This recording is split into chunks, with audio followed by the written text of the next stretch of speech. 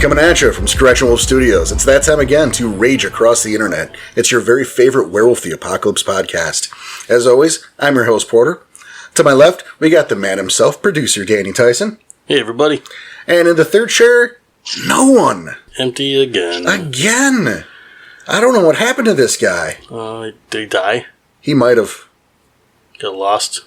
But whatever happened to him. It's fine. We have a replacement. Shit. Temporary. That's cold, brother.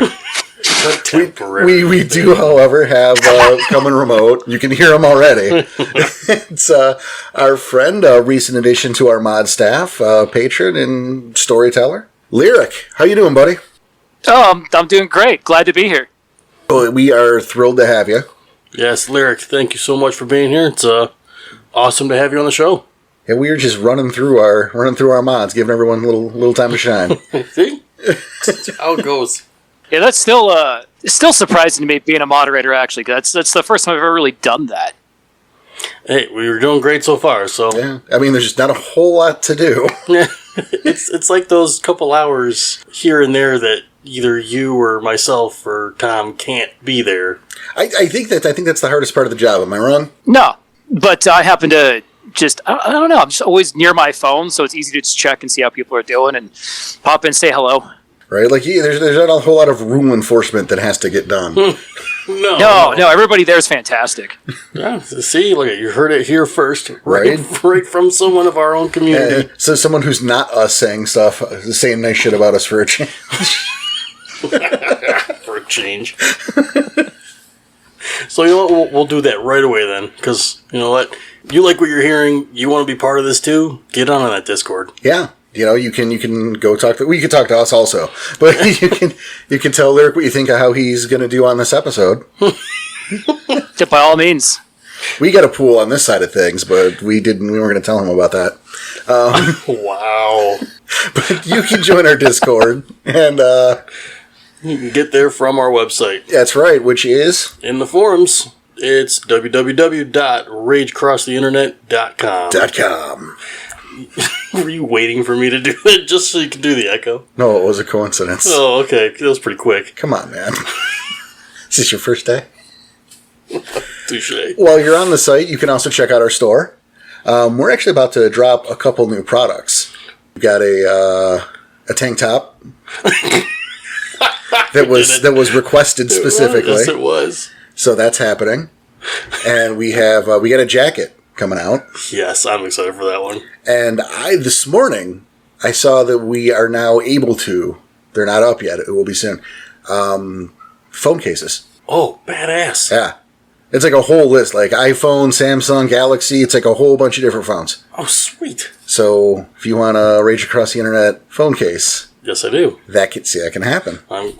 It's going to happen. You can also join our Patreon while you're there. And there's some pretty worthwhile patron rewards. I'm actually about to change the $5 tier pretty soon. Okay. And we're adding to it. Is this an off-the-air conversation, or are we doing it right now? We're doing it right now. Okay. I am going to add, I've wanted to put together an RAI, like, gaming team. Yeah. Like video games. Sure. So that's going to be part of that, is you'll have access, like, to my Steam. Nice. Yep. Couple games that you and I, or sometimes just you, others like to play, and hey, you're part of that low tier. We'll all be part of the same team and play together. Yeah, that'll be my PS4 also, I think. Okay. So I'm going to add that to the $5 tier. Nice. Rage Across the Internet Mech Warrior Lance. Maybe. Knockout City team. I'm not going to shut up about it. I wasn't going to give the name out loud, but since you already did it. No, it's Knockout City. See, that's the thing with Knockout City is that's not sponsored.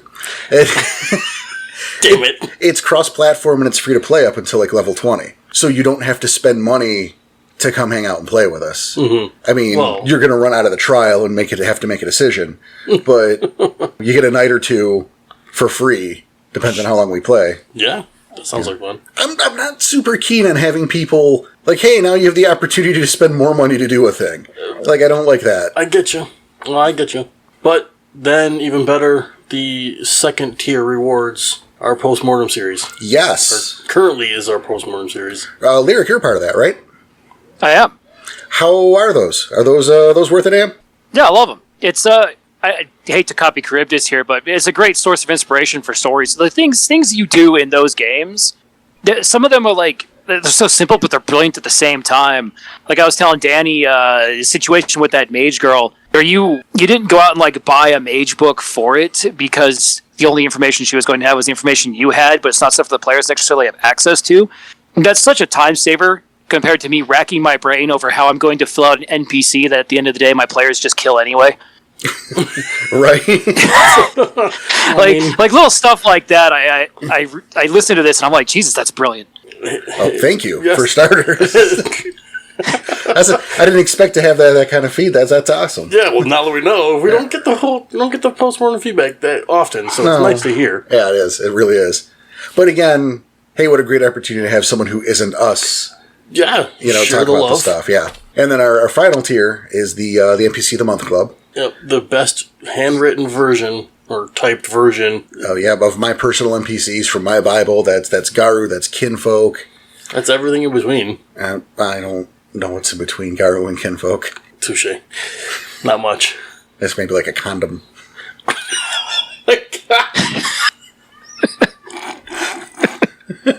I mean, I guess you're right. you are correct on that answer. A little callback to our to our litany discussion the other week. Yeah, the Philodox episode. Yeah. The debate team. Wow. Which I'm not sure why we didn't call that law school, but that's not the point.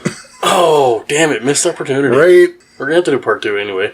I don't know that we do, but we probably will. All right, enough fucking around? Yeah, so there's our Patreon awards, there's our website, there's the forums, some cool shit there too. Yep. Oh, right. Duh. If, obviously, we just mentioned a whole bunch of things that cost money. And if that's not something you can or want to do... We completely understand. Right, but there are still ways you can help, and that's, rating us, telling your friends, liking our posts to the various places, the word of mouth. Yeah, word of mouth's the big one. It's like the best form of advertising. Really is. I mean, aside from wearing our merch in public. Yeah, that too.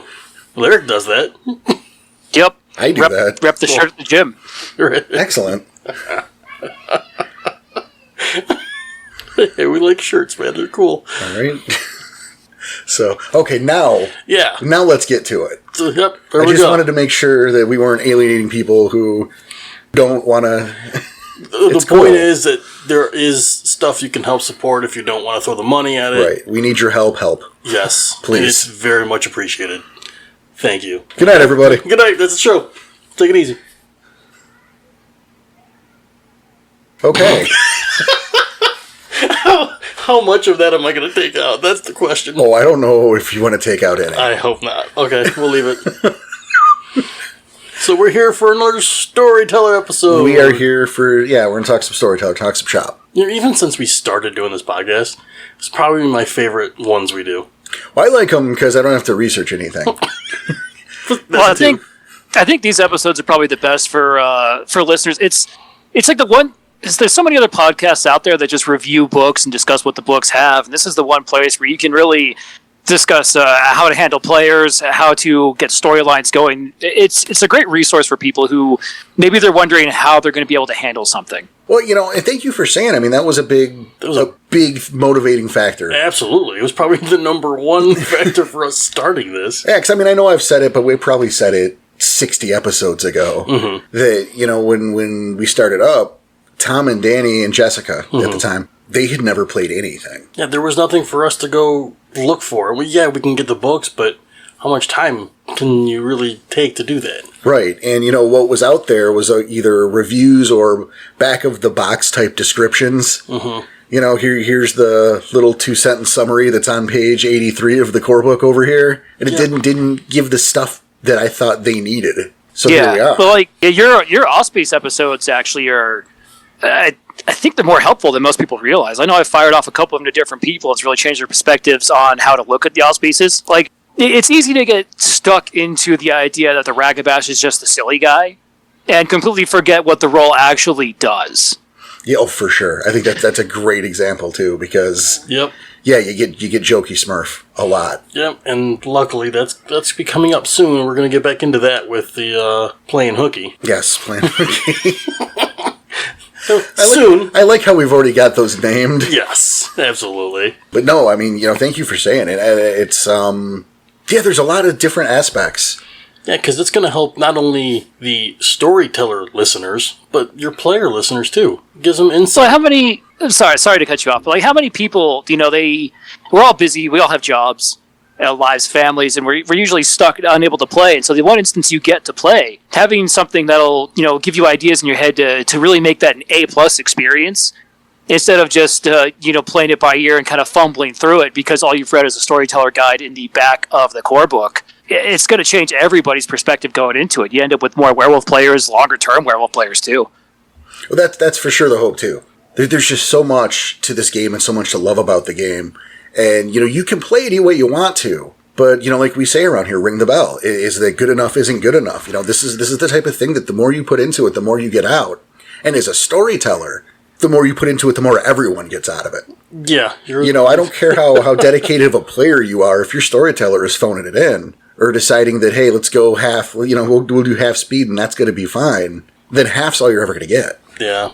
I am so proud of the fact that I have on more than one occasion had a group of grown-ass adults cry because I wrote a story. Yeah, generating emotions is...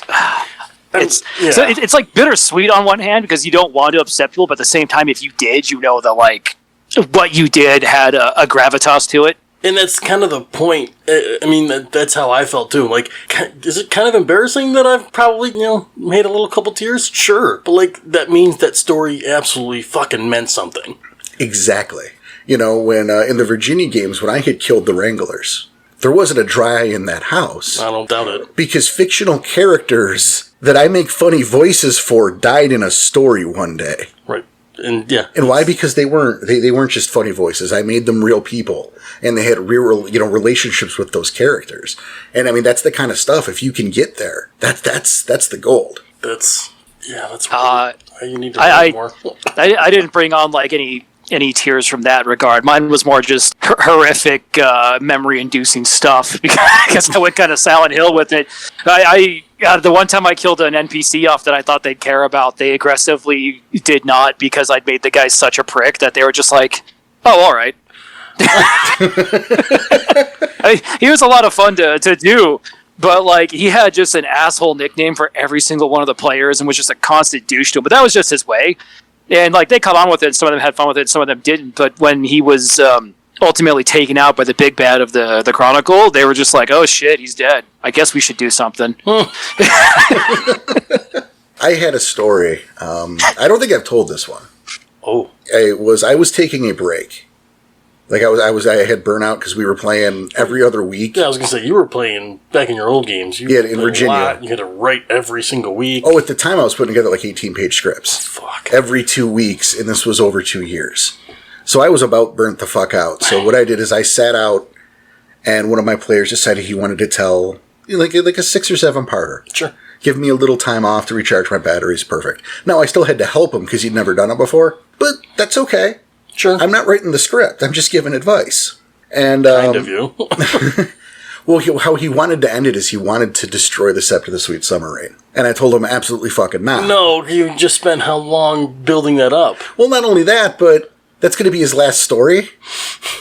So I'm going to break your sandcastle and then give it back to you? Yep.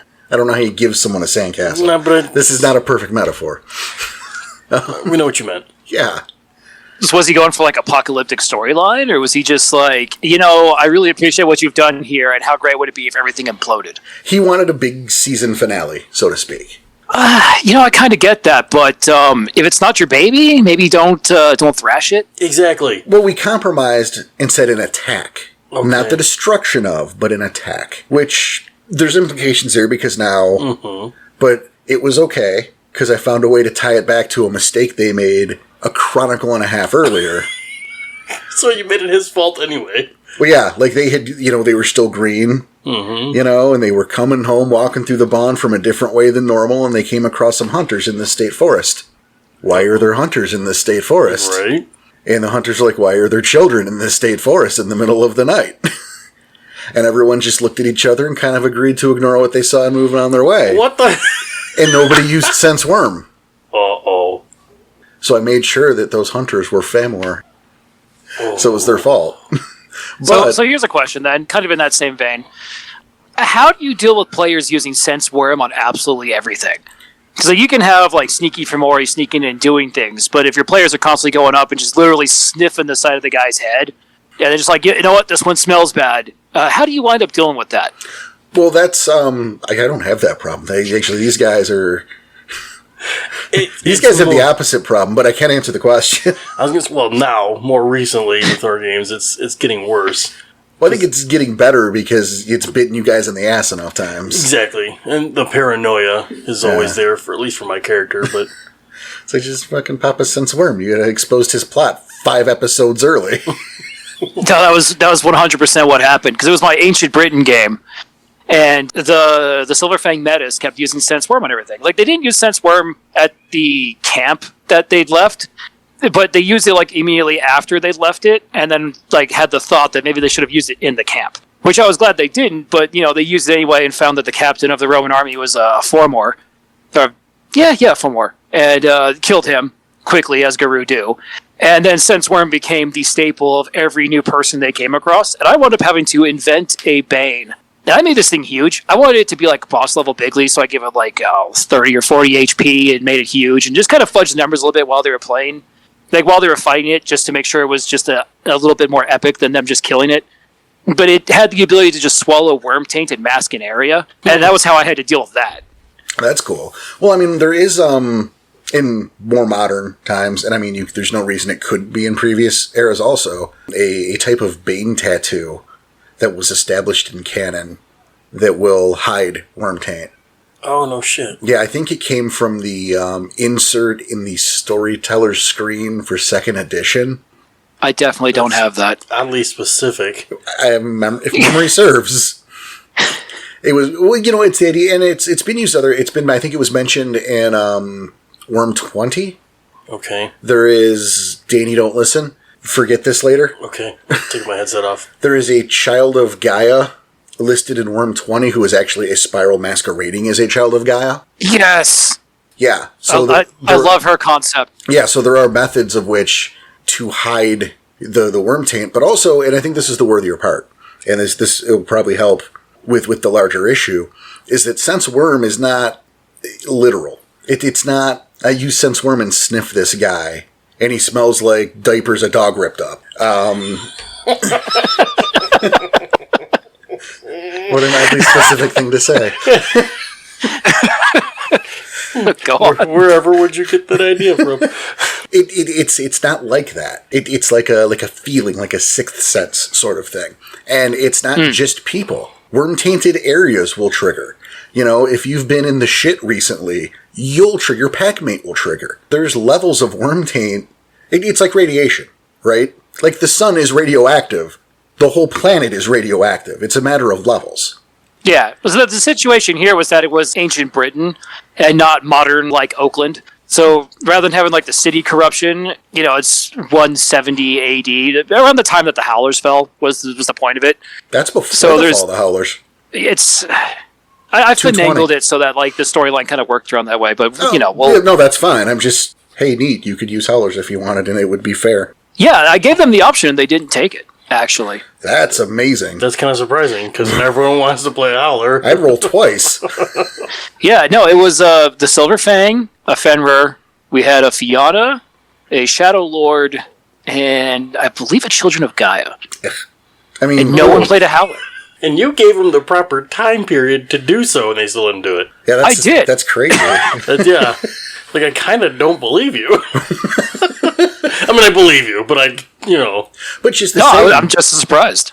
But just the same, there's a great example, is, you know, that doesn't mean there weren't tunnels. I mean, let's remember how the Howlers fell. The worm had already corrupted, had already tainted. There was already problem in the lands.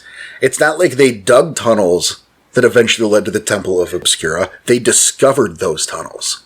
Well, that was such a big element of the game, was they kept coming across tainted Howler Kinfolk villages, because their Kinfolk were the pigs. Yes. And so they would be traveling and they'd come across these villages that, they can't find anybody. Where is everybody? And they came across this goat. And the goat itself, like, one of them had beast speech and was really excited to talk to it. And the goat starts speaking these random tongues that he doesn't understand. So he decides to pick it up because I don't know why, he's a new player.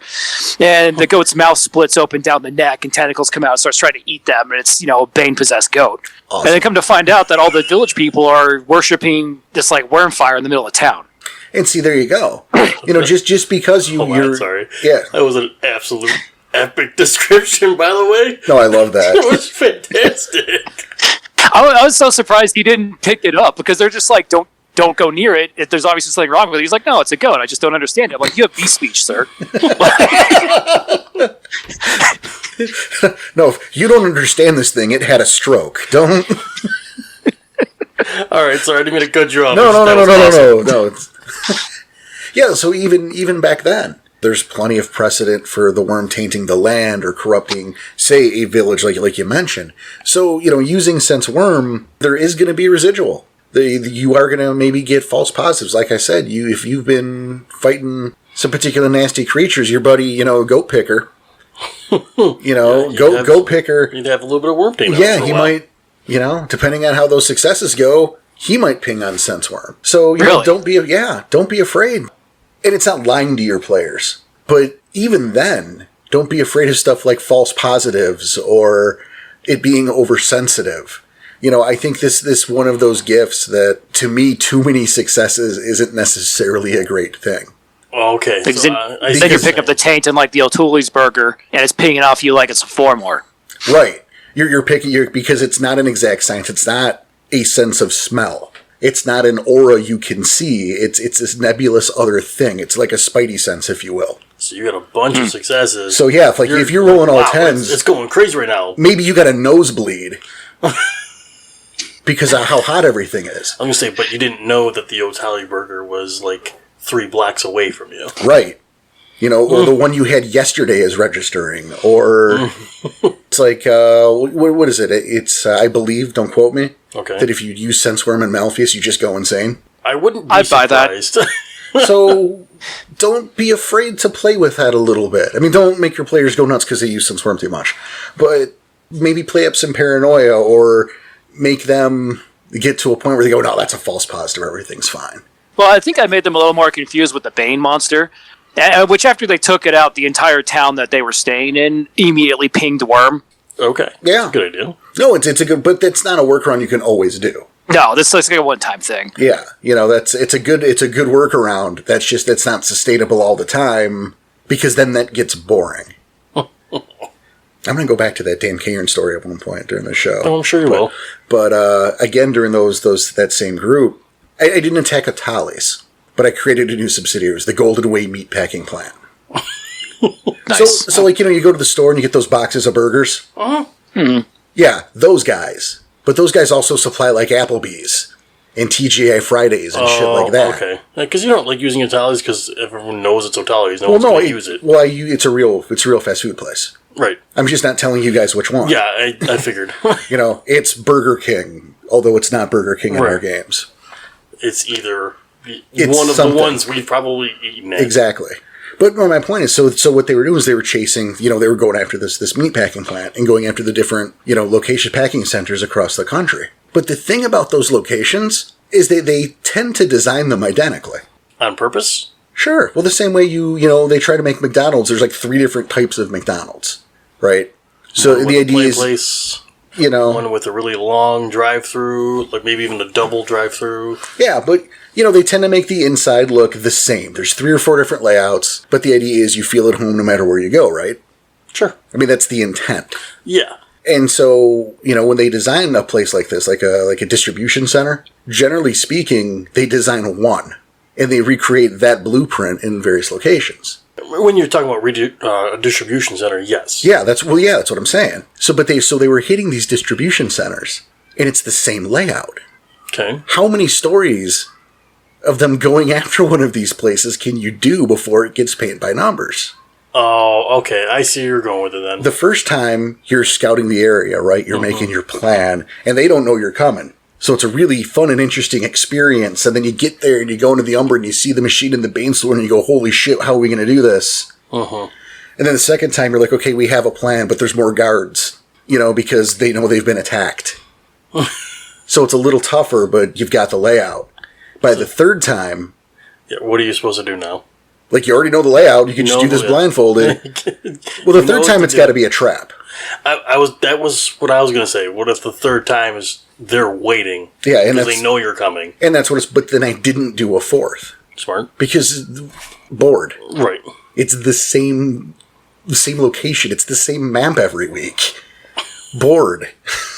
They handed it. Isn't there one of those places? I can't remember if it's 20 or not, but they're connected somehow to like an Umbral tunnel network or something. Like the way the buildings are set up is set up in such a way that they can like teleport each other, and every employee has pretty much the same. Like the employees just end up being the same everywhere they go, and is connected to a super network.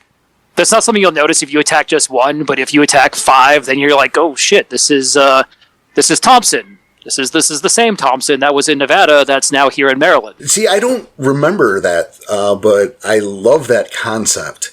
And to me, that just reeks of drone. And drone is not something I get to play with enough. So now, drones are one of the things that... Oh, sorry. You go ahead, Danny. I was hopping in too much. No, please do. Because at this point, I think it's just an idea for Porter to use for later. Basically. Yeah, go ahead, Lyric.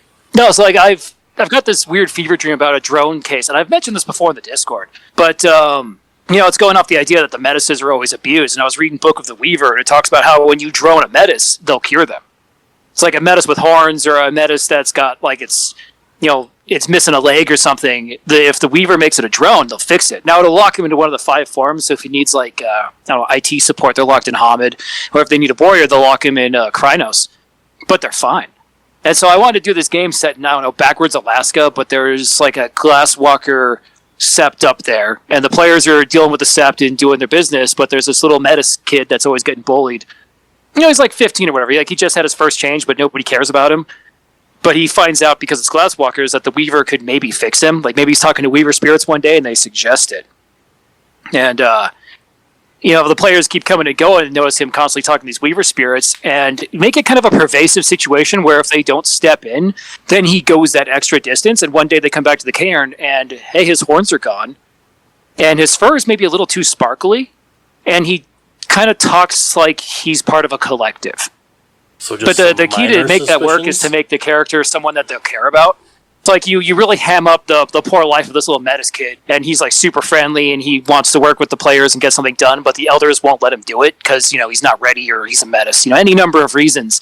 And the becoming a drone is his avenue to get fixed and be a proper guru, quote unquote. There's a lot of moving parts to that. First off, a Metis changing 15's way late.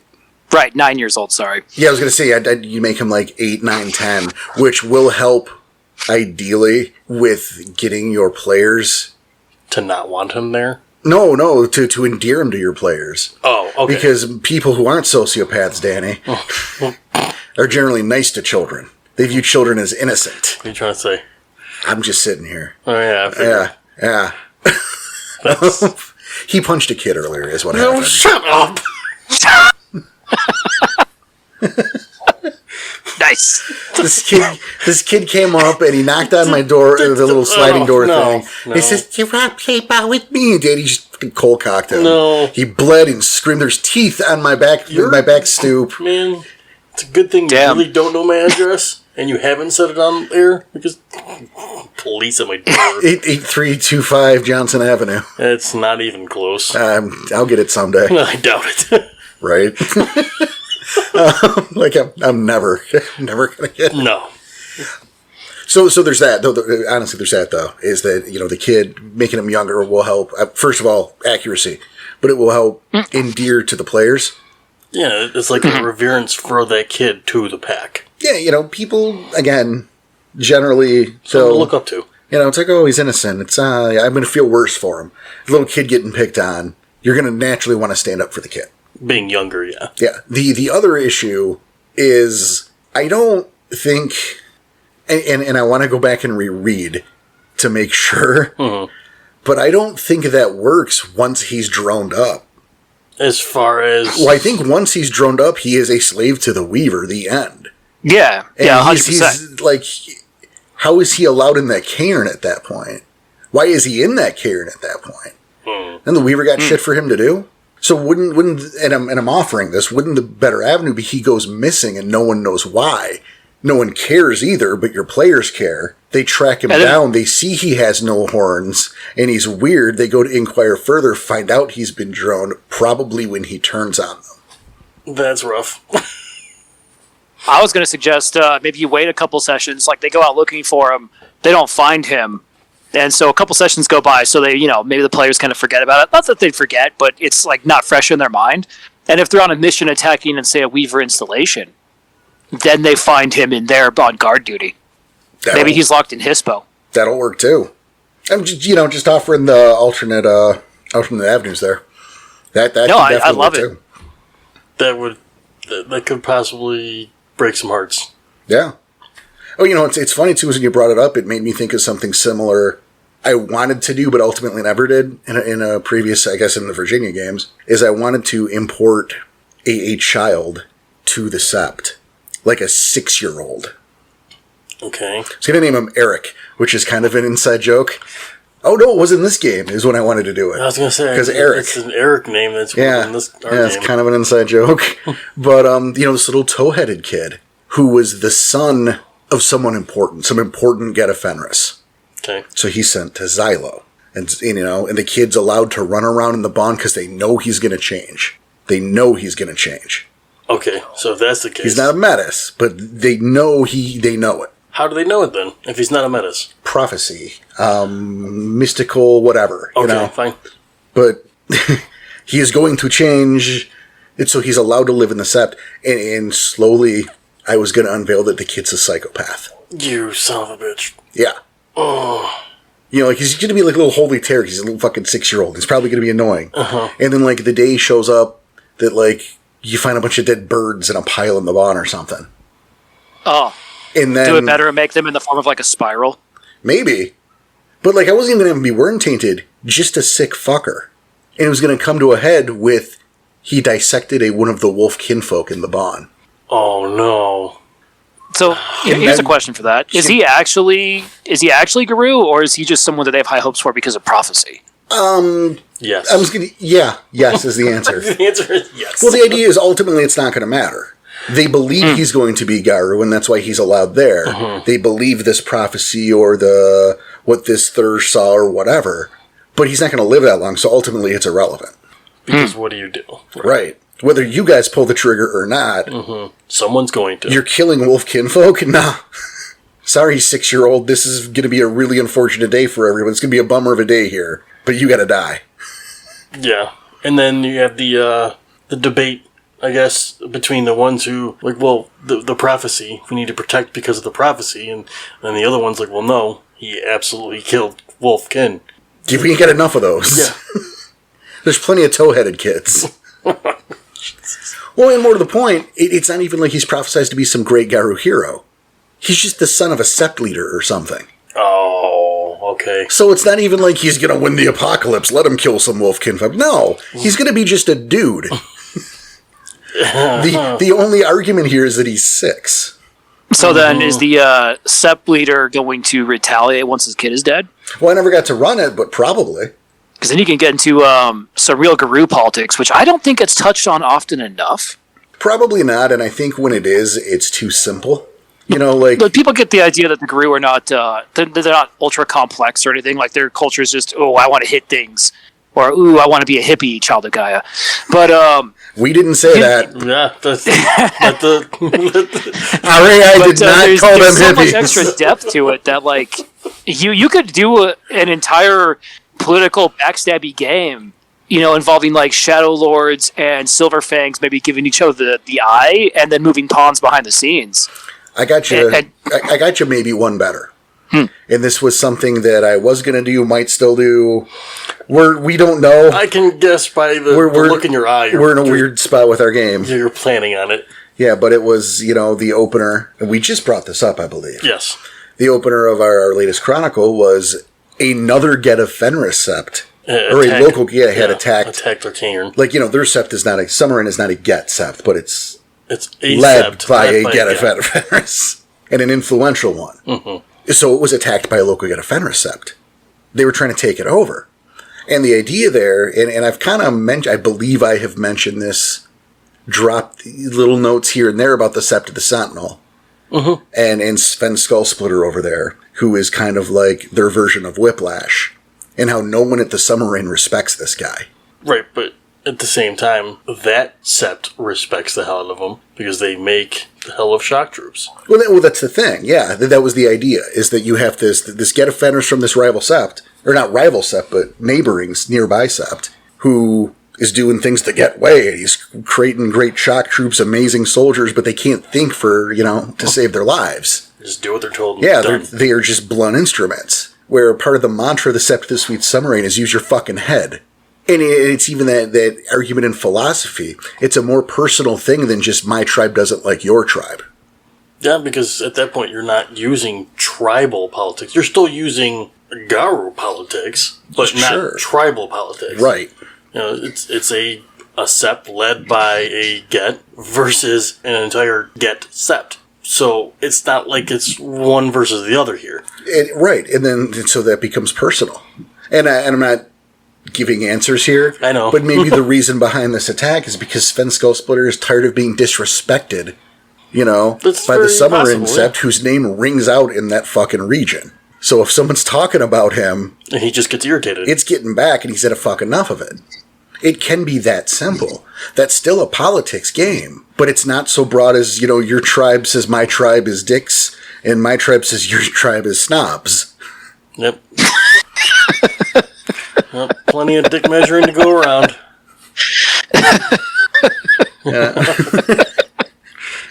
Sorry. That's how it is. I get that, though. I get that. I agree with you, though, Lyric, that the politics is not played on enough. It makes for serious game. I think, and you say this a lot with some of the other Discords out there, that people, they focus on the negative aspect of a tribe, like their negative camps, not naming any particular tribes, hint, hint. They'll take that one horrible aspect of that tribe and determine that needs to be changed or something, or we should fix that moving forward. And I think it's a great way to introduce the intertribal dynamics. The stereotypes of the tribes exist for a reason, and it's something that you can definitely play with. And it's like, well, I think this tribe is awful. It's like, well, yeah, sure, you can go that route, and you can make them two-dimensional. Or you run into maybe that one asshole that nobody likes, like, God, I don't know, what is it? The Predator Kings of the Red Talons, right? You find a Red Talon, he's eating people, and of course he is. But maybe the rest of his Sept doesn't agree with him, and he's doing it in hiding. No, I think that's a great point. I'm sorry, go ahead. No, you go ahead. Fine. No, I think that's a great point. I'll shift it with the Silent Striders and the Eaters of the Dead, to where that's, it's a forbidden camp, but it's a camp that exists. Yes. Since we're purposely dodging the one tribe. They get enough shit. Well, and I think they make excellent antagonists. The Eaters of the Dead. Well, the Eaters of the Dead, the Swords of Hamdol, your Predator Kings. You can use those negative camps as antagonists, of those tribes. And even that can work to improve your standing with said tribe. You find a pack of Eaters of the Dead and you take them out. Well, maybe the local Striders, and what does that mean? But maybe the local Striders are thankful. Okay. And you end up getting a different look at who the Striders really are outside of that idiot stereotype you've been chasing. And it's still a politics game. Yeah. That just gave me an idea. Oh, good. I think another great example... Hey, that's what we're here for. Right? Well, I think another great example, too, is the Glass Walkers. Something I kind of love about the Glass Walkers is it's the only tribe in the nation that fight each other. Yes, whose camps are actively battling each other for control of the tribe. I love it. So depending on your point of view, all the other camps are the antagonist. Mm-hmm. That's awesome. Yeah, I'd love to hear a story like that one. Well, that's where you get characters like Max Romano and Ren Alterode who are up your guys' ass, or will be in the future, because yes, well, no, you done blowed the guy up. I know.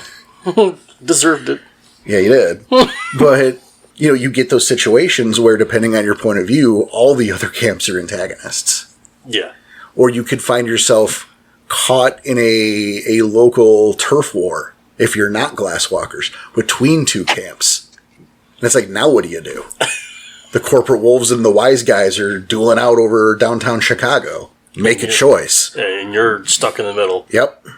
Fuck. Yeah, so what if you take, say, like, player pack is all Black Furies? I don't know why, they just happen to all be Black Furies, right? All right. Sure. And they're being ordered for whatever, like, goodwill between septs, that they're going to work with this Fenrir sept, right? They have to go on a mission. But instead of making them have to work with the Fenrir, and, you have them, like, grumbling about it, because, god damn, it's the Fenrir. Look, you know what they do. Oh, yeah. But they wind up having to run alongside a pack that's from the camp of the Valkyrie, which is the Fenrir's all-female camp. Correct.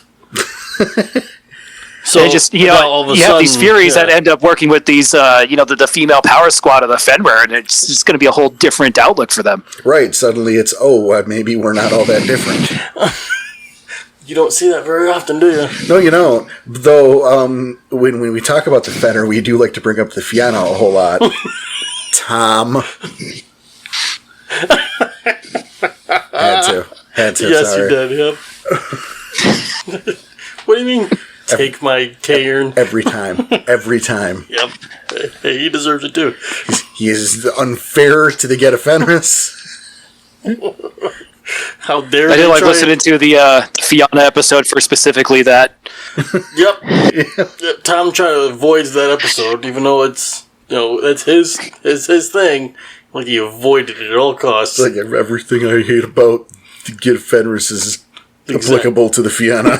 The exact same thing my tribe does. Hey, you just changed them from being blonde to being redheads, and there you go. All right. Okay, there you go. You're right, though. You look at the pack of the Black Furies, and they have to work alongside some of the Fenrir. And oh wait, it's not just Fenrir. It's the Valkyrie of the Fenrir. I guess we can deal with this. Or maybe to take this in another direction for a second. Now it's not a pack of Valkyrie Freya, but they're hearing rumors about this fucking the monster that leads this pack of Get Fenris they have to go work with. I just saw that gleam in your eye.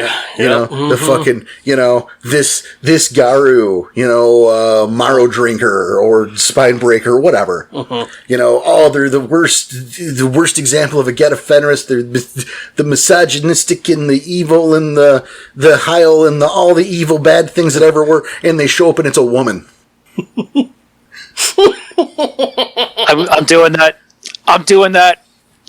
There's I was reading. I think it's not the Viking Way. I think it was. I think the book is actually called Valkyries, and it's about women in the Viking Age. And it was talking about how the idea of women warriors in the Viking Age, and how when they went to war as men, they took on a male name, and some saga relevance to that as well. I can't remember the saga offhand right now, but the main character, when she was going a Viking and having the sword and the helmet, she had a male name. And then when she retired and decided to become a wife and do the weaving, she went back to her female name. So you could totally do that. I like that. That's going to my Viking game. There you go. Yeah. You're going to have to tell some of your players to not listen to this episode just yet. I was going to start going into my session 0 and what I want to do with that, but I was like, I can get that done before this airs, I think. Good on you. Yeah, it just dawned on me, you have that reputation, and then and then once they get to see, and of course the chick's a total badass. Oh, absolutely. Like it complete, yeah, like lives up to half of it, and then the other half is just bullshit people spread, and then maybe your pack learns to separate stuff from the stuff. That's deep cut. I like it. Yeah, it just hit me. So I can see it in our game. I can see it being a possibility. Just a thought. That's all. I'm not saying you should do it. I'm just saying I can see it happening. Yeah, it could happen, but. Let me pull up my Rage Across notebook and write this down real quick. Nice. Did you have a Rage Across notebook? I do have a Rage Across the notebook, and you know what? Awesome. It is the perfect size for travel. See, look at that. Is it the logo one or the I Can Soak It? It's the I Can Soak It. Nice. Hey, Lyric, do me a favor. What's the back say? That's the hardcover. Oh, damn it. Yeah. Damn it. Forget it. Hardcover has a little something extra on the back cover. I forgot it was the certain one. That bombed. That's fine. So you get that hardcover and go see what it says. Unintentional shill. I love it. Yep. I might have to do that. Just saying. A little something extra for you. You can get the jacket, honestly. Are we going to put it in the jacket, too? No, but... I mean, I'd grab the jacket, but it's like 100 degrees every day. Yeah, right. Plus fire. Trip point. Yep. You're going to wait a few months for the I'm just happy with the jacket. I'm pulling the logo off the back of it. Why? So it's just going to be on the front. Oh, okay.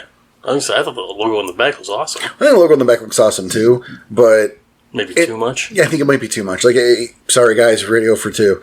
I just thought about the other day. It's like if I'm going to wear a Batman shirt, I want just like the bat symbol. I don't want like a picture of Batman running around throwing a batarang or something. Like that's too much. I don't like that. Right? Okay, because I want like I want the logo of the Fantastic Four, not like them waving on the Fantastic Car or some shit. Right? So I thought having the logo on the front and on the back seemed a bit too much to me. Well, I just thought maybe just the front would just say RAI and then you get the logo on the back. I'm going to do the RAI with the logo on the front. Okay. And blank on the back, I think. I think that's the way to go. That's fine. Yeah, I think it's an understated, to where you're not drawing too much attention, because it dawns on me that there might be some people out there who go, that's a really cool jacket, but I don't want to get stopped every 30 seconds about the fucking wolf on my back. Like why it's yelling into a microphone. Well, I want them to do that so they can tell everyone about it. Right, but like if you're the guy who doesn't want people to be stopped, you're not going to buy the jacket. That's fair. So I think this might all get cut. This is probably not very interesting, is it, Lyric? I was like, am I supposed to say something right now? Or? You can. That's the thing. You just chime in, man. Cut us off at any time. Get back to the story here. Sorry, Radio for Two. We're shilling for ourselves and merchandise over. It's just disgusting. Well, it's not shilling for yourselves if I bring it up. He's got a point. Yeah, that's a point. The binder, the book, that was great. I just took it too far with the jacket, but it's been on my mind lately. That's fine. I needed to know anyway. Gotta put that up there, so. Yeah. Anyway, now I know we wanted to talk about... Yeah, there's something I personally wanted to ask, and it's not just Porter, because obviously I know how your games run. But like, Lyric, you run how many different games? So sometimes I bounce around a bit, and maybe a player doesn't show up for a game, but we're in the middle of something, and I don't want to exclude them. Like maybe the players were supposed to go and take out this big bad spirit, and for whatever reason somebody doesn't show up. Maybe they had an emergency class they had to attend or something else, right? And in that instance, I'll give the option to the others, like, okay, well, do you want to try to do something? Maybe we'll accomplish some side goals, or maybe we'll play another game, and I'll pull up any repertoire of tabletop RPGs and throw it out there, and we'll do a little character building and do a quick little, well, it usually ends up being a couple hours, but a session of something else. So I've had a bit of a variety. So a lot is the answer there. Sure, yeah. Okay. Now, I'm a big fan of the battle scenes. Now, at the same time, how many times, Porter, have you said it, the game's about us, but it doesn't revolve around us? Yeah, but the world doesn't revolve around it. Right. So that includes battles. Oh, yeah. Because if you're having major battles, you're not the only players in that game. You're not the only players in that battle. Or, the only characters. Yeah, we were with you. Yeah, obviously depending on what kind of story you're running, but if you're running a major battle like that, how do you layer the different aspects of that entire thing? Lyric, same question. Lyric, I'll let you go first if you want. So I think it depends on what you're trying to do. I was listening to Sweden Rolls, but they play Forbidden Lands, and in their season 2 finale, they had a massive battle between dwarves and dragons. Like, just for whatever reason, the dragons were there, and they were at war with the dwarves. And what the storyteller had done was he announced, at the end of it, like, okay, so this is how the battle's going to go. So what do your characters do during this battle to contribute? I thought that was kind of neat. I don't know if that's something that I would personally do. But, the players then went through and described in great detail, like, what they were doing and how they were just wading through fields of dragons and cutting heads off and stuff, which I thought was kind of neat. But that's probably not what you're going to wind up doing with Apocalypse. So the instinct is to try to show them this massive battle. Like, you want that Lord of the Rings, we're on top of the wall, and there's just millions of orcs, and you're going to have to deal with it, or in the case of Apocalypse, it's going to be Fomori. But that's going to bog your game down. You're going to be there for 10 hours before you even get through something. So might be easier just to focus on, what your players are doing in the individual sections they're having to deal with, because a war is multiple fronts. Absolutely. So, and that's why the question. No, go ahead. No, that's why this question is here, because it is multiple fronts. I'm curious on you as a storyteller who run multiple games.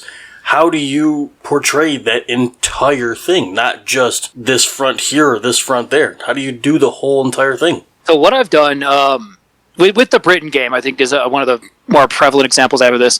The legions of the Romans were Fomori tainted, and I used the Fomori template from Rage Across the World from W20.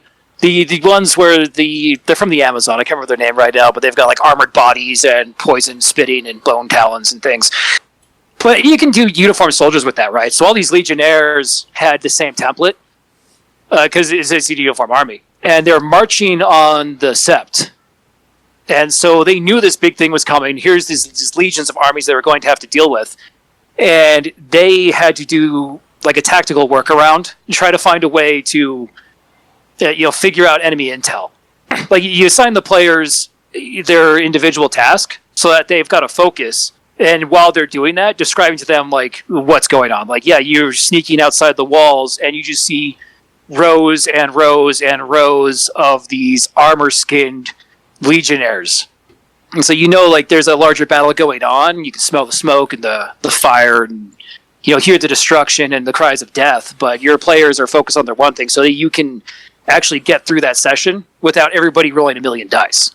Solid. Yeah. I have a decidedly different approach. Mm-hmm. Please.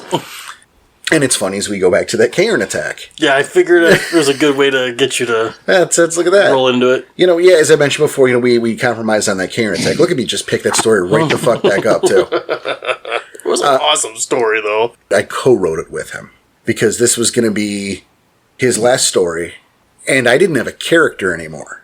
Like, he died off, or... Well, no, I was playing Jude. Oh, okay. And that arc was the story in the Amazon. So Jude had stayed behind and negotiated an extra tour under Gogol so that the other PCs could leave. I mean, there's some tribal politics for there too, but... Right, so I didn't, I no longer had a character, so I could help him write it, and I would play character X for a couple turns or whatever. Yeah. It's fine. Just so I got something to do. But we choreographed this whole thing, for starters. And what I mean by that is obviously you can't account for what the players do. But you got a whole battleground, and like Lyric said, the battle's on different fronts. So, I have the map of the Sumerain, where we printed off a larger version and cut little tabs of paper. And it's like, here's section 1, and this is the rabies in chains and... like a war map, you know? And broke it down. Well, here's in the realm, here's in the Umbra, this is what's going on in the different locations. So on turn 6... you can bring up this section of map. These Fomor are coming in from the north. Oh my god. Okay. And turn 8, this is when they break the line on the Silver Star. So it's an entire choreographed war, essentially. So, you have little notes there going, okay, after this turn, this happens. And then on top of that, you look at the player movement. It's, get to the front lines. Quit bitching and get to work. Okay, so they're moving to the front lines, but the enemy's already there. So they're working through to the front lines. This is going to be a longer answer. I'm already sorry, but, I'm not. So as they're moving through and fighting, every couple turns, I have these little vignettes planned to describe what's going on around them from the perspective of other NPCs that they know. So when they get close enough to the fire, and this will probably be 2 turns, so I have a little asterisk plan, like around turn 3, interject with this. And they see Dead Man Dempsey, who pulls a log out of the fire, takes a swig full of hooch, and spits it out at the spiral in front of him, lighting the guy up. Nice. There's Nate Bangerang popping kneecaps out, while Butcher's in the Shadows spits in some guy's eye, and then stabs him in the throat. Oh man, I wish I was part of this one. Just so, to read some of those vignettes would have been fucking awesome. I've got them somewhere, man. I'm going to have to look them up. Yeah, I'll pull them up for you. It's so, I would do that. And the genesis of that vignette thing came from, obviously, if a Cairn's going to attack, people are going to die. Yeah. But you want to give a Blaze farewell. glory. Yeah. So it started with we're going to describe the swan song of a particular. You had Jamie Moonsong, who frenzied and took out 3 spirals, but just was slowly getting ripped apart as it was happening. Right. Or Max Romano, who the battle starts, and he runs away. Oh, no, kind of. Kind of. He runs to his office. We still got you here, Lyric? Yeah. All right, just making sure we didn't fall asleep. I didn't bore you to death. No, I'm just listening to the story. No, right. I'm thinking as you're telling it, so. All right, cool. I just want to make sure we didn't lose you. Romano runs to his office, which he has on site, his little log cabin office. And 5 turns later, he comes back out, and you got Sinatra's I Did It My Way. He's got his fedora on and a pair of Tommy guns. That one I knew. This was my favorite one. Yeah, and his final words, "Take that, you cocksucking McGillicuddies." And then they find his body when the battle's over. But 12 spirals surrounding him all Oh, he down. killed plenty of people, I'm sure, but that was it. That was the end of his vignette. You just knew that you thought he ran away. Mm-hmm. No, he was getting ready. He wasn't ready. He's ready now. Well, he knew he was going down, so he's taking, again, his blaze of glory. He's taking down as many as he can with him. But the problem with doing that is once you do it once or twice, and they die, they know that every time I open my mouth to talk about an NPC, that character is going to die. Yeah. So you have to do it for everybody, so they're left guessing. Yeah, who's dead, who's not. And so that's how that was the genesis of that. Is that's to keep the battle alive. Not only do you know how the battle's going to go, largely speaking, but troop movements and what's going on around them, and I think it helps give life to it. Absolutely, because again, your characters are only fighting one piece of that battle. Right, and then there's the other thing. Uh-oh. How well they're doing? Well, like Lyric brought up, there's a lot of, it seems like there'd be a lot of dice for them. Well, everybody's killing people, everybody's spending rage, shit's going on. Yeah. But it's all asses and elbows, man. Mm-hmm. This isn't the Revolutionary War where we're all standing in lines taking turns shooting at each other. Right? So see, it's funny you say that because all my games tend to be historic. That's why you get so that battle shit does lines happen. of people with swords and shields facing off. Yeah, right. So that shit does happen for you. But but it's all asses and elbows, right? So what do? Is I keep lots of dice because I'm a storyteller and I play a tabletop game. Yep. But I will roll a single die every now and then. And the every now and then, there's not a rhyme or reason to it. And then I will use the result of that die to determine what random happenstance has gone on. And that can be anything from you catch a stray arrow in the shoulder to the friendly guy next to you accidentally elbows you in the back of the head to, the guy you were fighting got his head blown off by stray gunfire. Because now, shit the question is just here, happening. When they take the stray arrow, do you still do damage to them? Sure. Or is it just cinematic? Oh, it'll do damage, but I'm not out to kill anybody, so I'm not rolling damage. It's you took one extra there. Yeah, exactly. Like that, you've seen it. But it's still fantastic. Yeah, we're not rolling damage, but it's take one extra.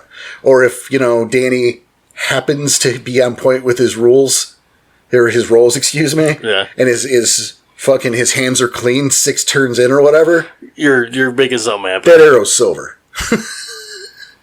Because, you're not walking out of this unscathed. I don't care what your name is. I know. That's happened. But it's still a clean roll. Right. It's just... Hey, you took a silver arrow to the shoulder real fast. Yeah. You're fine. And here's something I want to do with these major battles, right? Because my shit's historic. I want to include the SYBS Kinfolk in the battles. Because as Fenrir Kinfolk, especially in the Viking Age, they're going to... They want to impress their mates. Because a Fenrir mate in that time period, so they're not going to take somebody who's going to stay at home and drink the milk, right? No, or Fenrir, so they want someone as their equal. Yeah. Yeah. So, you've got... Astrid's out there, right? She's just mowing through for Mori. And maybe here's Olaf, and he's got a great axe, and he's just cleaving through people. How to word this? How involved would you make the kinfolk in those sorts of battles? Because it's obviously a lot more dangerous for the kin than it would be for the werewolves. Well, does the sept even allow them to fight? Well, it's interesting you brought that up. I think in modern times, they're not. But I think in prehistoric, older games, probably. Maybe even at least a few. I'd almost flip that. Really? Okay. But, again, I'm going back to that story, the attack of the Battle for Summerrain. Okay? When that happened, Andrew Bookman, one of the Kinfolk, who actually, he's got Gnosis, he's a very well respected, he's allowed to guard a whole section of the Bane on his own. But I think that's because he has the Gnosis, but yeah. Because of his Gnosis, because of his dedication, because of his history. I mean, there's a lot of moving parts to that. Mm. But my point here is he is a very trusted and respected Kinfolk to be given a section of the Bane and to have the elders go, don't go into that area, that's Bookman's. That's unheard of, right? So, if there's an attack in the cairn, he's probably popping shots off. Well, when the attack on the cairn happened, he shot the early warning flare. Okay. He was they attacked on 3 sides. He was the only one to catch it before they were right up your ass. Huh. Vanessa Milano murdered in the ranger station. Oh, fuck. Roy was off that day. It was Thanksgiving. Oh, no. Vanessa took his shift. But Bookman saw it and retreated. What did they do? When he got to the Bane, they threw him up on Xylo's lodge house, and he sat on that roof with his sniper rifle the entire battle. See, I like that little thing you just did there, where you have that layered extra real-world bit to them, where Roy took the day off because it's Thanksgiving. Like, that right there is a little thing that I think a lot of people forget to do, but adds so much more character to the world.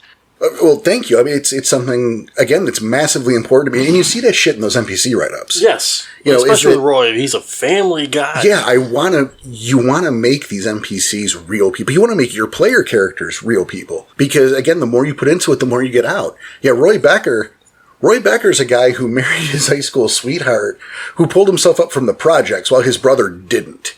His brother got involved in drug dealing, got involved in gangs, and he paid a price for it. And he didn't want to be like his brother. Yeah. So Roy knew about violence and hated it. He came up to be a legitimately good man, married this woman that he was very much in love with, who was not Kid. He was Kid. Did he know? Yeah. Okay. I'm sorry, nodded. I'm sorry. But goes off to have 2 children, right? One of which breeds true. And in his spare time, right? When he's not taking care of his family, and he's not doing his duties as a Kinfolk, as a ranger in the state forest where the cairn is. By the way, this is also the guy who feels bad for these young shifters. So when they're on bond detail in the morning, he'll sneak them like coffee and donuts, or like a Happy Meal or something every now and then. Right. Because he knows how shitty it is being a Garu. Right? That's the kind of guy he is. But but all that's said and done, he still volunteers at the local YMCA and set up a program to get kids off the streets in his spare fucking time. It's the best human being I've ever read. Roy's just the best fucking guy. Roy's awesome. Roy's black. I'm curious the origin of that one there, because I've heard that before. Oh, and I know it was the player who wasn't paying attention, because I think episode 6 is when you covered that. Yeah. It's been a while, but yeah. Yeah. Long story short. Roy, I envisioned him to look like Louis Gossett Jr. Like he was my human inspirato for designing Roy. Mm-hmm. And, they dealt with Roy every single game.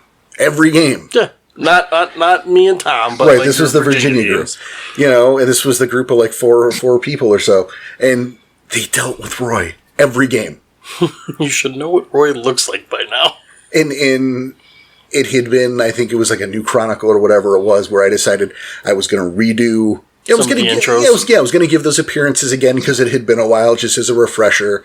I think maybe someone's appearance had changed. Like someone's got a blue streak of hair now all of a sudden, something stupid like that. Dempsey Guru tea. Okay, there you go. But something like that. So I was, and all of a sudden I got this exclamation from this guy, "What, Roy's black?" Didn't even know. He it's like, oh my didn't God. pay attention the first time. Thanks for playing the game. Thanks for listening to the podcast. I mean, what are you doing here? Well, the podcast it was the very first one. It was a preemptive. See, I haven't encountered anything like that. That's because it sounds like your players actually pay attention. He wasn't a great player. I'm not talking shit about the person, but he wasn't a great player. That's fair. I mean, sometimes that happens. I just, and maybe I don't introduce enough NPCs. That could also be a thing for where people could get confused. I I should probably step that up. You know, you probably should. Not that I know how much you're doing, but more's always better. I was going to say, it's not a bad idea. Yeah, the more life you can bring to the world. You know, I think. Well, that's one of the things I struggle with is doing voice work. Now, I did a throwaway session the other night, and I actually did voices for everything, and I was actually kind of proud of myself for that because it's, you know, you can do voices, but it's not something that's intuitive unless you're just instinctively good at it, and I'm most definitely not. But I've listened to some Let's Plays that people play and say Werewolf the Forsaken, and the storyteller had just the same tone the entire time. And I've never heard that before. Like, I've never actually heard that done. And he kept the same cadence and same voice tone the entire game, no matter what had happened, no matter who was talking.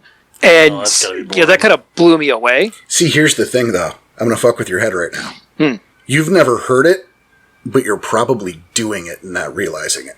Not even you personally, just you guys out there who don't do the voices.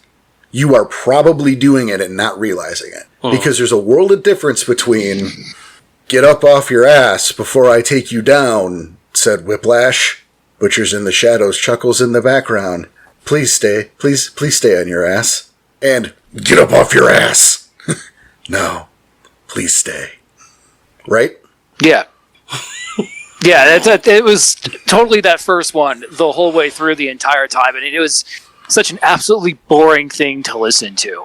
Now, I'm usually really good about, you know, if it's a key NPC that they're going to run into time and time again, I'm usually really good about making sure they sound different, or they've got, at the very least, different mannerisms. Like Megan, the attention-starved ghoul with daddy issues that I torture my player with, has a very different personality from...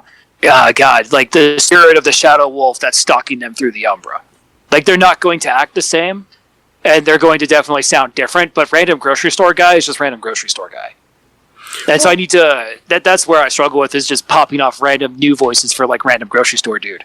Well, I think those mannerisms will probably help you out with the different voices. I mean, that does go a long way, you're right.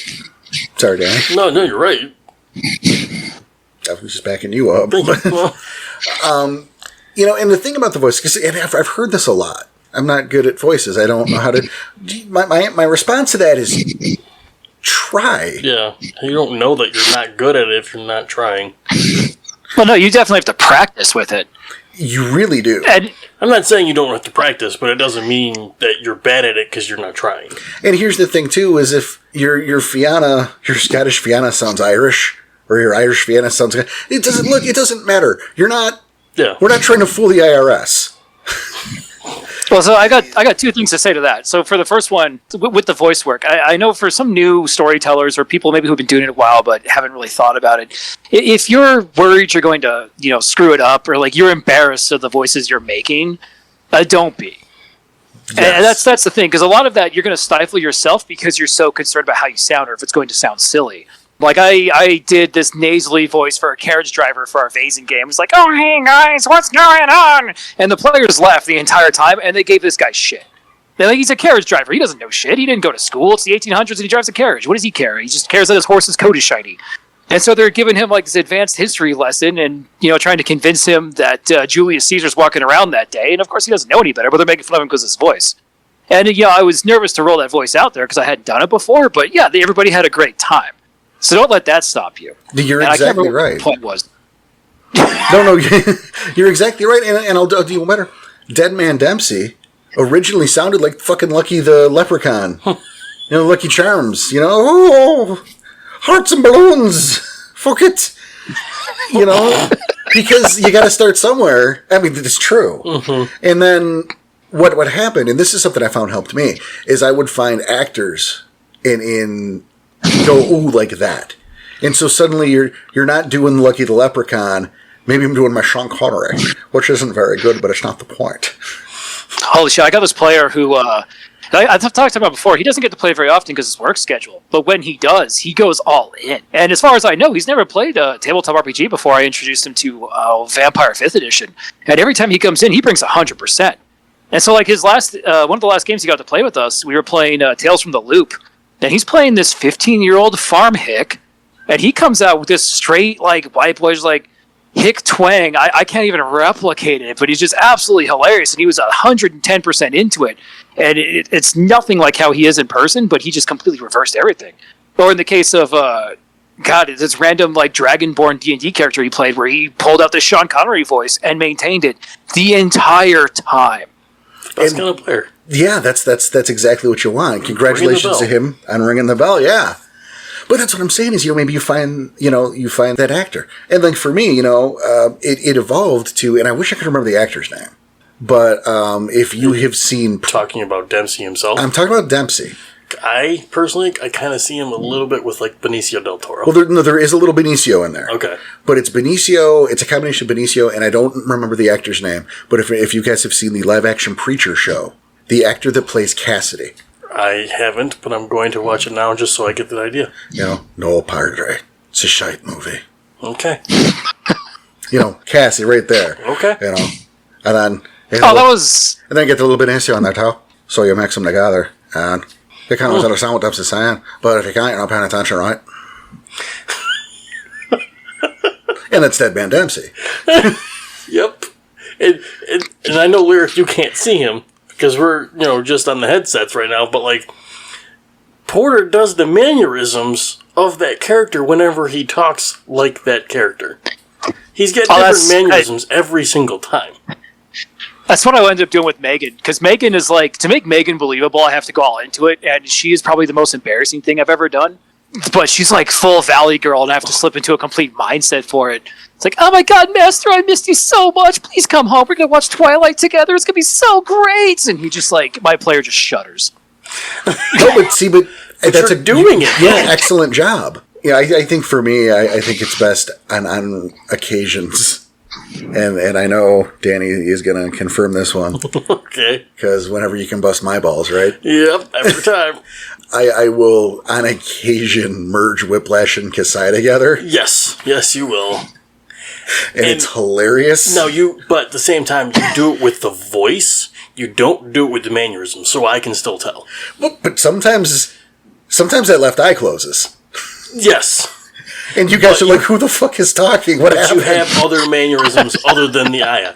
If he's talking Whiplash, he'll close the left eye. Because Whiplash lost his left eye. It's raspy. Sometimes Kasai also talks like that, but not as bad. So if you are talking with Kasai, you'll close the left eye and then realize it, but you still have like you're not hunched down, neck forward with Whiplash.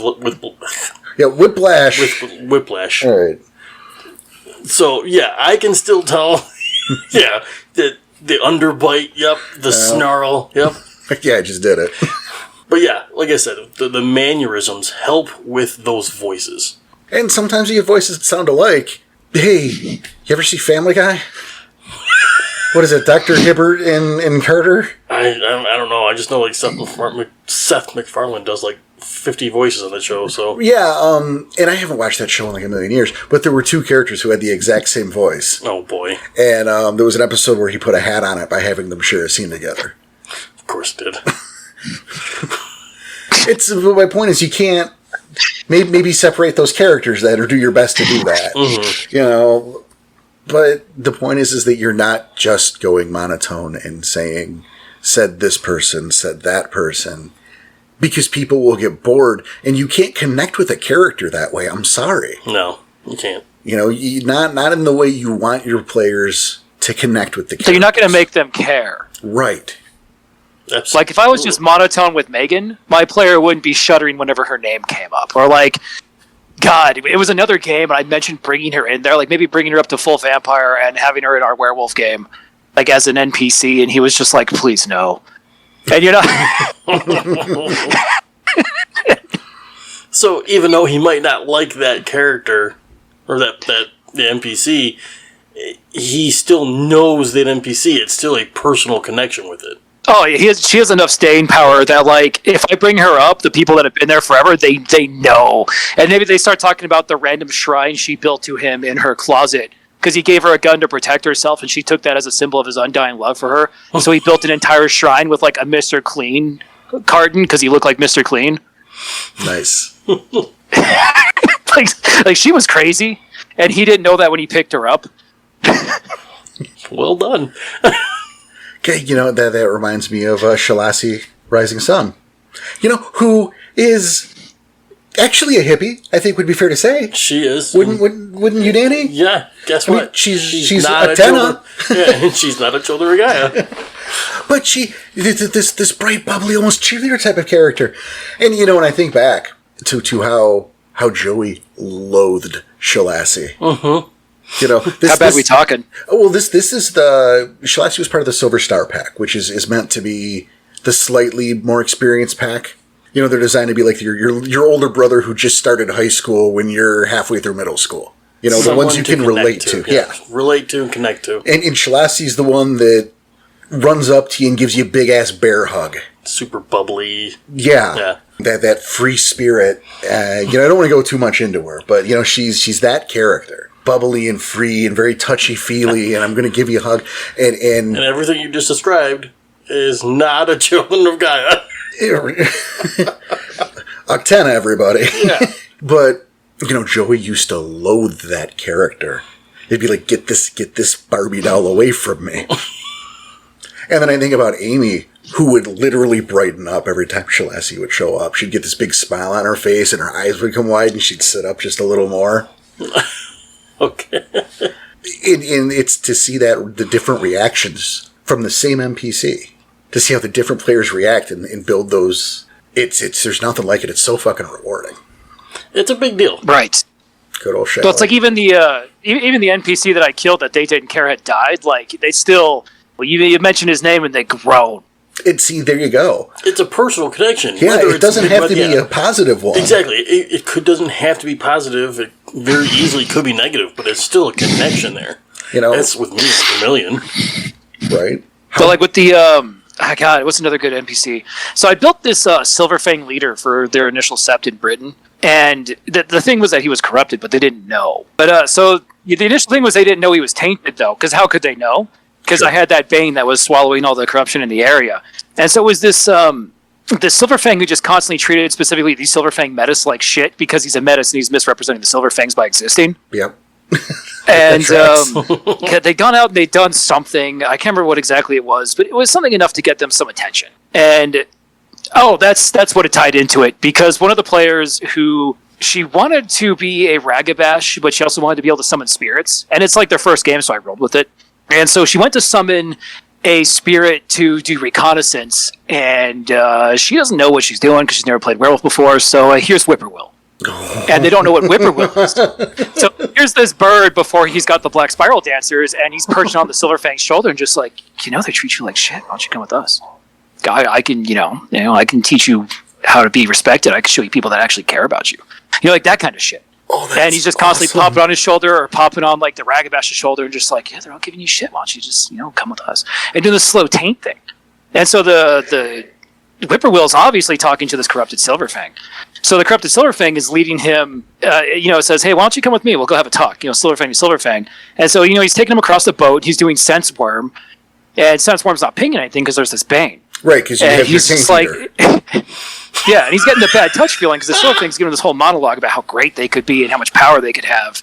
And he's just like, well, Sense Worm doesn't catch anything? No, Sense Worm doesn't catch anything. He's like, oh, well, all right. And so he's walking him down to this cavern, because they're going to be alone, and he's going to reveal to him, like, hey, this is what's going on, join me or die kind of thing. And eventually he figures out there's a Bane down there, so he takes off fucking running. And the Silverfang catches up to him, and it ends up being this duel on the beach. Now, I'd given them fetish weapons because it's their first game, so let them have fun. So he had this fetish weapon called Star Platinum, based off JoJo's Bizarre Adventure, and it gave him the ability to strike faster. So he got more hits in, and he's going up against the Silverfang, who has a Grand Clave. And it ended up being this really cool duel on the beach. But this entire time, I built up this character that, treated him like shit, but he had no reason to distrust him. And then after that distrust had, finally popped off from this duel, they're a lot more wary of every other NPC they'd come across after that. Yeah, I get that. That's a danger. I have made these guys afraid of stuff before, yep. And I haven't meant to. Like the Umbra. Damn it. I did that in Forsaken because I try to run the games separately. So when because they're two werewolf games, right? And so I don't want my games to feel the same. I don't want them to pick up one game and say, well, why couldn't this be another game? Or, for example, one to feel like a bootleg version of the real one. Yeah, exactly that. So I'll intentionally run something a little more Silent Hill, just to make it feel so different from Apocalypse. And they don't enter the Spirit Wilds because it's a bad time. And I'm like, well, I kind of did that to you guys. No, I had a point with that Silverfang Elder, and I lost it about halfway through because I was busy describing what was going on. Yeah, I hate when that happens to me too sometimes. Man, and I'd used 5th edition combat rules for that fight too, because I was trying to experiment with it and see how 5th edition combat might work for werewolf instead of vampire. And you know how it's a contested roll-off for combat, so one person rolls their strength and brawl, and the other person rolls their dexterity and melee. And whoever comes out on that winning is the one that deals damage. The other person does nothing. There's no soak roll. There's no, it's just straight hit, and then there's your damage.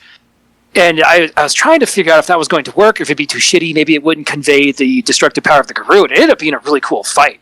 He took a slash from the clave across his thigh, and he took a slash across his spine. But at the end of it, he had been able to strike fast enough with his fist that he was able to take the Elder down. Or not Elder, but Silverfang Leader. That's impressive. Yeah, I mean... I thought he was going to die. You thought he was going to die? Yeah, well, the option was there. Like, death was on the table. And so when he took that slash across the back, I mean, he had maybe 1 or 2 HP left walking away. He was limping back to the Sept. And since the players all had Bear as their totem, everyone was able to heal him. Because Bear gives you Mother's Touch. Right. Oh, yeah.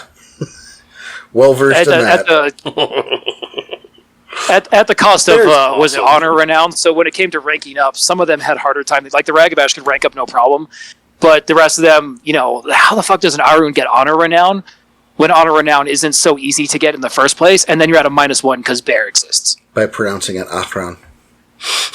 Right, Afron. Sorry. I find that helps.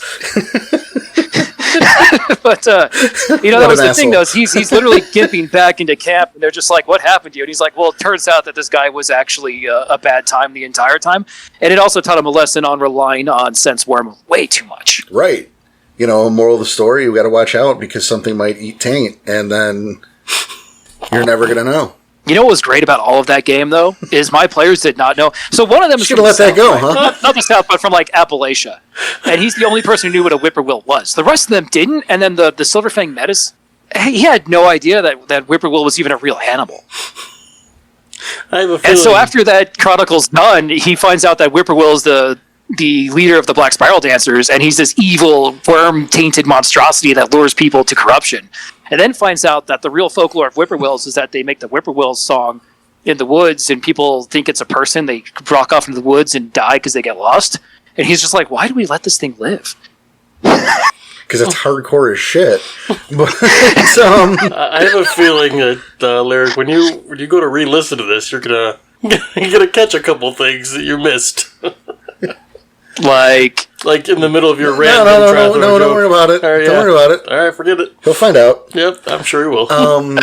I'll tell you what, though, that story makes me want to do an episode on totems and totem quests. Okay. I want to make that a real thing. I'll write it down so it's done. Because it's a big deal. It is. And I mean, it should be a big deal.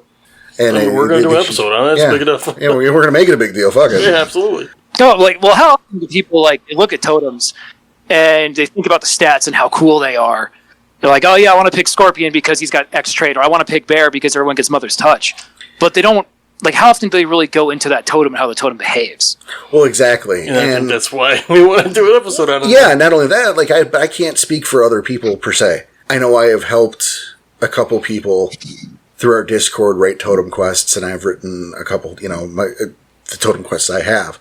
And, I don't know how the normal person does it, but they all should be very different things. Right. You get that concoction of saliva and the mugwort and whatever, and you get the things painted on your face, and you go on your walkabout. But after that, it's not like you walk down the hall into the waiting room and a totem shows up and goes, hey, would you like me? That's not how that goes. The totem chooses you, and then the totem tests you. And you do a spirit summoning or a spirit summoning quest sometimes, and maybe you end up with a little bird that is a little too friendly. Well, it's the thing is you don't even do that. The Right Master does that to you, and then you go on your hallucinogenic walkabout. According to the last edition I read that right. And let's be fair. Which one it is. Right, just in case it was updated and I didn't read it, fine. But, so it's not even all that. Like, it's supposed to be done to you, and then you guys go fuck off and find your totem. And it's the totem who tests you. So, Bear and Coyote and Fenris should all be vastly different experiences. Oh, yeah. You can't write a totem quest and then pick whatever totem you want and put it in that whatever you just wrote. Right. It's got to be written around it's gotta be tailored to the totem. You know, I mean, Coyote, with you guys, Coyote just fucked with you for 4 hours. Real time. Yes. Real time. God damn it, that was so irritating. And it was different, although I aped it. Yeah. It was different from the Virginia Coyote game. They chose Coyote. They chose Coyote too, and that was very different. It was still different. It was one of those things where they knew that it was going to be close. Okay. So I started hinting at 3 totems. Mm-hmm. It's a shared dream. There are cockroaches running all over the floor. Oh, okay. There was the TV playing the Tootsie Roll commercial. You know, the Ask Mr. Owl. Mm-hmm. Because everyone had Owl. 2 people had cockroach, but it was Coyote that won. Okay. So, you know, there's a knock at the door, and they answer the door, and there's a present. Like, it's a box, and they go to open the box, and they fall in the box, and they wind up in the desert.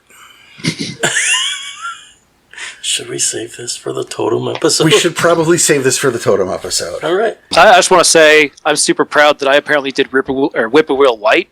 Right, Jesus, tongue twister. Whippoorwill Right. And my player is, to this day, like, he sees that bird and just goes, God, it's evil. I love that you did it. I, at one point, recorded the call of the whippoorwill and would play it on occasion. Holy shit, I dude. did. I did that. Good I played on the you. whippoorwill call, and they're just like, what the fuck is that? I'm like, that's just the noise the bird makes. Because she was expecting to summon, like, a raven for a recon. And no, here's this little thing that's, you know, it just kind of perches on your shoulder and just kind of whispers sweet nothings in your ear. Just, you know, you're really great. Why don't you come with me? Yeah, why don't you go into this pit full of the spikes and AIDS? Well, this is before the spirals happened. So he's, he's got delusions of grandeur, but he doesn't have anything yet. So he's still trying to cultivate that kind of power. Oh, that might be even better. I mean, I'm sure we can go on forever here. But yeah, it is that time, isn't It's it? pretty close here. Right. All right, Lyric, thanks so much for joining us. Tell me you're coming back. Thanks for having me. I would love to. You know what? We didn't do the one thing for the new interviews. I don't know what you're talking about, so you say your thing. Favorite tribe in Auspice? He's not new. My favorite. He's not new. You know what? I'll do it. Tell us My anyway. favorite tribe is the Fenrir, and Auspice is Galliard. All right. Awesome. I know we didn't do it for everybody, but hey, whatever. Yeah, we're going to have you back. Are you game for that? Always. That sounds like the totem episode. He's going to have to have lyric on it then. Well, maybe the Galliard episode. Or I don't know what, but... are you in a band? Featuring lyrics of war. That might be... Are You in a Band might be the name of the episode now. This one? The Galliard one. Well, we already decided that. It was going to be Glee Club. I thought we decided it was... Okay, anyway. This is the... Welcome to the show, everybody. It gives me a vision of like some 12-foot crinos with jazz hands. And spirit fingers. That's what they call them, thirst fingers. Remember when you're at the moot, just throw your hands up and just wiggle your fingers. Why? It amazes the cubs. Do thirst fingers. I think I need an adult now. Someone's got to talk about Tenet 1. I need help reacting to something.